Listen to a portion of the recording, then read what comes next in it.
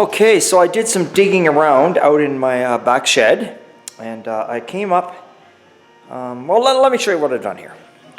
Continuing on. So I completely cut that out of there, right? I've cut that cross member right out.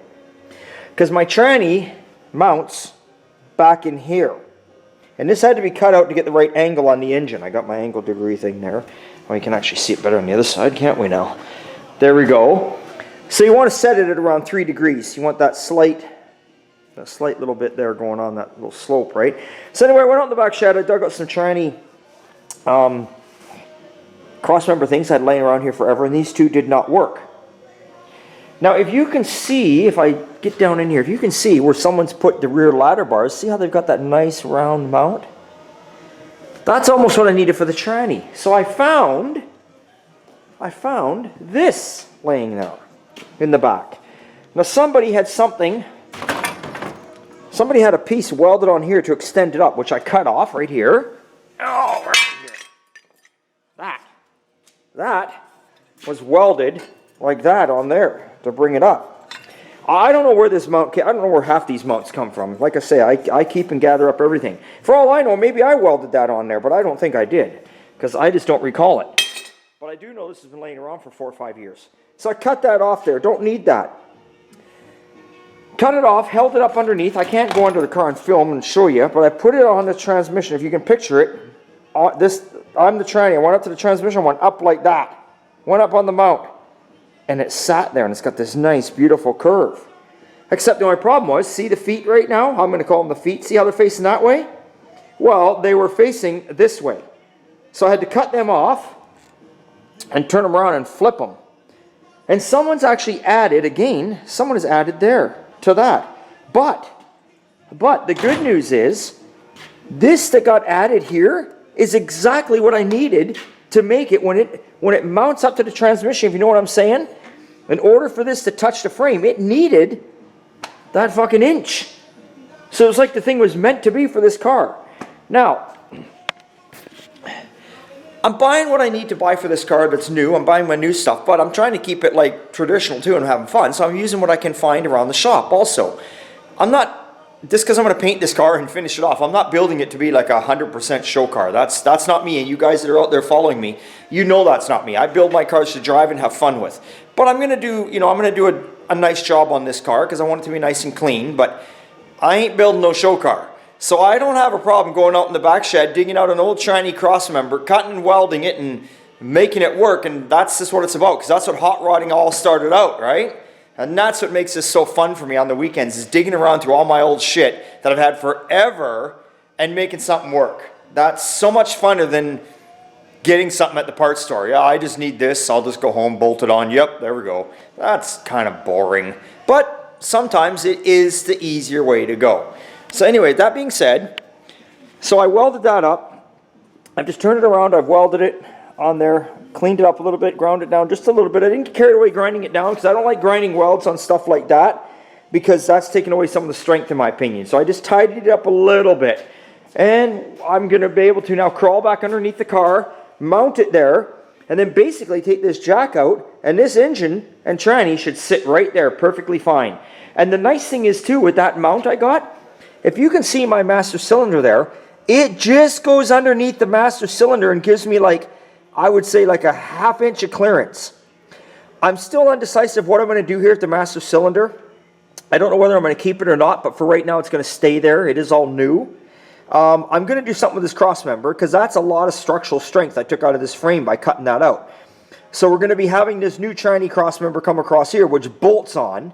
But I'm going to, I think, if we can get into the car here, I think what I might do, like this is not moving whatsoever. Here, if I can film this and grab this, this is like fucking solid. You ain't moving that. When I'm stepping on the brake pedal, there's not even any movement there. But what I think I'm going to do, I might come across here and join this member back up. I want to come across the top because that's gonna strengthen it. I can gusset it. The tranny will slide under. That's going to allow it, so if I ever go to pull the motor and tranny out, it'll come out. But if I want to just drop the transmission out of this car without pulling the engine, I drop my cross member there, I get my bolts across there, unbolt it, pull her back a bit and drop her down. So I'm making it so I can get the transmission out of here. Because sometimes when guys build these cars, they can't get the tranny out unless they're pulling the engine with it, which is not a huge deal on these cars because all you got to do is pull your bloody rad out anyway and slip that sucker out. But it would be nice to have it so you could get the tranny out from underneath too. So I think I'm going to come across there, but I haven't gotten to that point yet right now. Right now we're going to bolt the cross member in I made. We're going to get this jack out of here. We're going to make sure she stays at 3 degrees, and we're going to see what's going on from there. Okay, so hey, we still got time today. We still got a few hours on the clock to play. Okay, so here we go. I bolted it in. If you can see this very well. The cross member, you see the 2 bolts right there. I got it bolted in. It's a nice 3/8 bolt, it's grade 8. And comes across, and tranny's bolted on. I don't know if you can see down here, but the tranny mount's actually right there. So you can see there's a big difference because this is the original crossmember for the other tranny that was in here. The 3-speed from the flatty, and that's where we are for the Turbo 350. So see if I can get underneath here and give you a better look. What's going on? I even had a yoke for the 350 tranny right here. I slipped that in. Made sure everything was going in line with my differential. So see what I mean? See how this, for my ladder bars, look how this just is the same kind of. The nice thing is this is a little bit higher than this, and it's definitely higher than the axle. I don't know if we can see the axle under, you can see the axle under there. So it's nice. It's like it was meant to be there. It's like it was absolutely meant to be there. It's solid as a rock. So there we go. And you can see, I don't know if you can see, I thought I had a 1/2 inch clearance. I don't. I've got like an 1/8 of an inch clearance on my master cylinder in this tranny mount. So, I mean, I can still slip the master out without doing anything to the mount. It's like, like I said, it was meant to be there. So that's beautiful. Now if we get over here, and we kind of look, the only thing that you see, let me get a better angle here to show you. The only thing that you kind of see, which I might chop off here, is right there. I mean, obviously you're going to see these bolts, whatever. This is coming down this here. This pipe's actually up top here. So I could lop this off here, just chop it off, or I can leave it, whatever. Honestly, I'm probably going to leave it. I just think it'll add a little strength to leave it. I think starting to cut it off here and getting close to where the tube is welded isn't a good idea. When it's all black and it's sitting on the ground, who's looking at that, right? Paint the bolts black, there you go, it's on the ground. I mean, you've already got these hanging down for your front wishbone, so what the hell if this little bit's here? But I'm super stoked over that. So there we go. So, I have still got time. I'm going to yard this engine and transmission out of here now. And I'm going to start playing, trying to tidy up and fix all this that got cut. Because I don't want to leave that looking like that because it looks like shit. So that's where we're going to go next.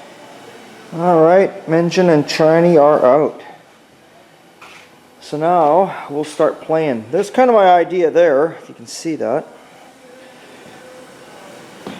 This piece is coming across here, joining onto there. You know, I'm going to change the way these are cut. I'm going to angle these down so they look proper. Fill it in on either side. Attach it to that. Transmission had a good 1/2 inch clearance from this when it's in here. And like I say, when you want to get the tranny out, you unbolt it at the back of the block and you drop this here out and the tranny can come up from under the car. It's not taking any strength away from anything.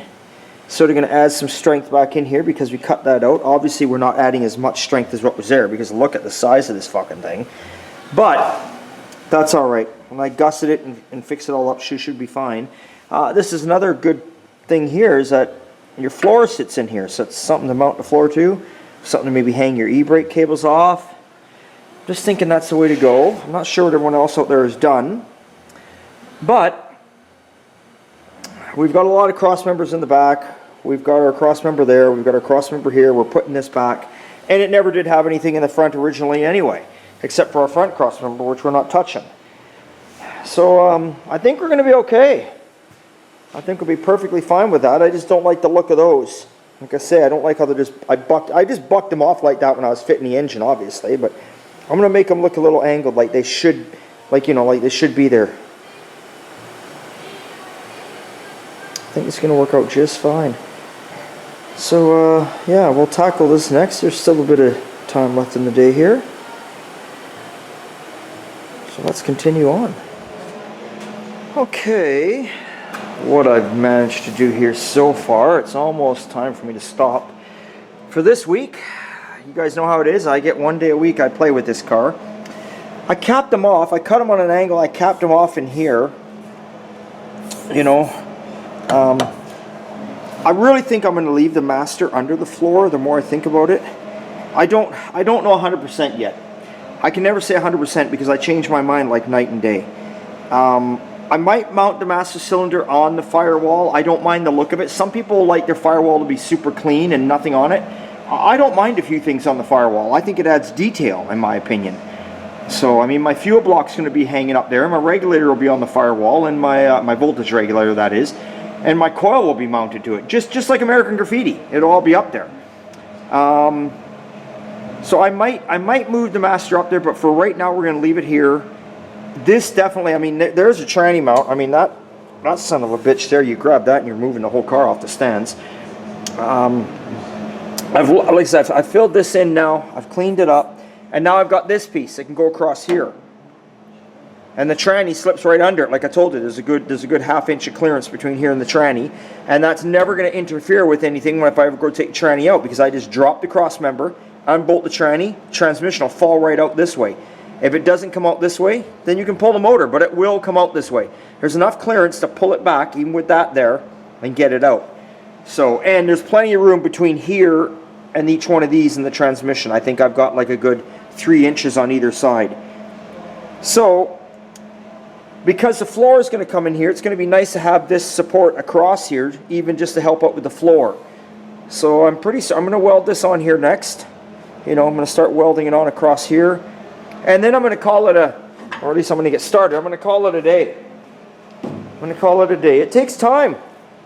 That was, that right there was pretty much a full day right there, folks. So, you know, everybody's like, oh, you're moving along on this car, Rick. I want to have this car on the road for May, the 1st of June for sure. I don't give a shit about interior, but I want to get glass in it, the patch on the roof, engine, tranny, all that stuff's got to be done. The bodywork's got to be done. There's still a lot more to fabricate. I mean, doing the dashboard's going to be at least 2 or 3 days. I got to get the dash in there, cut it, probably get it mocked up the first day, but a lot of welding, a lot of fitting. So I'm doing okay for being on my 4th day, but there's still a long ways to go. And then I got to blow the whole car apart, paint the frame, you know, change a few things. I'm going to put a chrome dropped axle in it and shit like that. So yeah, but that's okay. That's okay. I think I've done good so far. Whether anyone likes what I've done here or not, I don't know. Everybody has their own way of doing things. The one thing is, I'm not, like I say, I'm not building a show car. This is tucked away underneath. Nobody's going to see it unless they crawl under this car. And really, there's no reason to be crawling under my car. It's a driver. The nice thing is, though, is everything I do, whether you like it or not, it is bulletproof and solid. I take into account for everything about the horsepower, the torque, all of it. I don't want this thing twisting or moving. And when I build something, I build it solid. So that's one good thing. So see if I can't get a few spot welds on there before we call it a day, and we'll see where we go here. All right, everyone, that is a wrap for today. Got some welds across there. Put on the some welds on either side, both sides. Put across that. And I'm going to call it a day. That's it. It's the end of the day. Time to go in. So I feel like I never get as much as I want done in a day. But you learn to understand that building this shit is not easy. So it's turning out good. I'm very happy with that. So we know the engine. So we got a tranny mount. So we got, what do we got? Where are we left out? Where did we start out here? We started out with wood on the roof. We got it done. And we started taking stuff apart, got the engine tranny out because we sold it, got our front mounts all ready to go, got our tranny mount ready to go. Next is going to be the differential. pretty much. I can set the engine tranny in here. It's on the right angle. Get this diff out. Get my 57 Chevy posi rear end set up. Get all my Pete and Jake stuff hopefully here quick and get it welded on. Get the diff figured out. Then the next thing is figuring out the drive shaft. Then honestly, mechanically wise, it's time to, well, then obviously we'll have the engine rebuilt. All right, you know, it's time to get the engine stripped down, get it rebuilt, all that kind of good shit. So get the engine done, go through the tranny. The differential I got is a 57 Chevy, like I just said, true posi track rear end. It's got 411 gears in it. It was rebuilt. It was rebuilt by a gentleman, and then he got his car on the road. Didn't even have it on the road for a year. Then he just he wiped it out, just fucking around and lost control. You know, he was probably a good friend of Bob Felfa from American Graffiti. Just rolled it in the embankment and it was all over. And a guy like me came along and took his diff. So there we go. So anyway, but I'm still going to pull it apart because I've had that diff laying around here forever, but I've always kept it, you know, undercover, looked after. But I'm going to pull it apart anyway and check it all out. Worst case scenario, it probably will need new bearings because the oil's been sitting at one level now. So probably the top of the bearings are a bit rusty, but it should be all good. So that's what we'll do. So I think that's our next step on the car. So yeah, we're coming along pretty good for day 4, right? Okay guys, I'll see you next week on the Model A, but I'll see you before then on what's going on in the shop at OTG.